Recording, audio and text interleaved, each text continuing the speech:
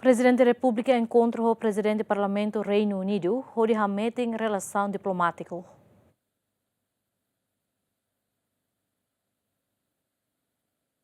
Presidente da República José Ramos Horta quarta-ne ao encontro bilateral com o Speaker of the House of Commons, com o Presidente do Parlamento do Reino Unido e a capital London, onde remetem relação diplomática, nos discute plano cooperação Síria. Embaixador Timor-Leste do Reino Unido, João Paulo Ranzel, lebih que acompanha esse festado e encontro ne hatete, sobre o mútuo entre líder Timor-Leste e o Reino Unido ne, momento lebih que histórico teve, também foi a primeira vez acontece e a história timor-nian.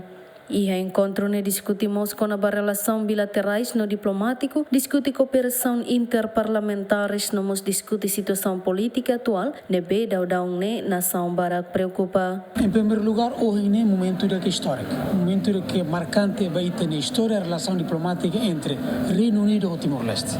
Estamos pela primeira vez Speaker of the House of Commons e tinha cara presidente do Parlamento Nacional.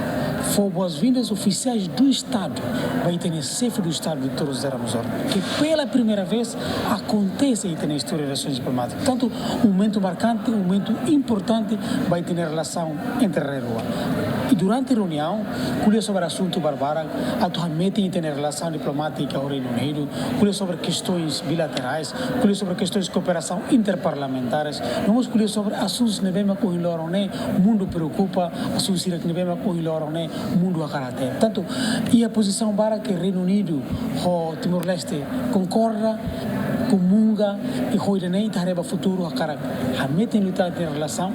Diplomata timoruan haktui Reino Unido pronto na fatin apoio a Timor-Leste, liu adesão baseang nian, nomos programa Sircelo, nebe governo Timor-Leste precisa apoio. Neste momento, a nesse todo atene, ita tutama ASEAN, Reino Unido, os uluqueras, apoio ita e a fortalecimento de capacidades. Vai ter diplomatas sira, vai ter profissionais sira, a turune ajuda ita em preparação a tutama ASEAN. Mas lá os direne, Reino Unido nos for apoia.